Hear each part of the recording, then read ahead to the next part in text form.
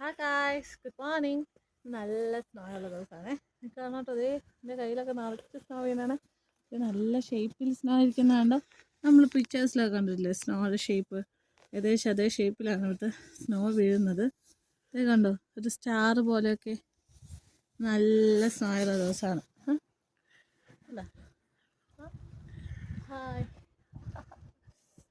സ്നോയിൽ സുഖമായിട്ടിങ്ങനെ ഇരിക്കാം.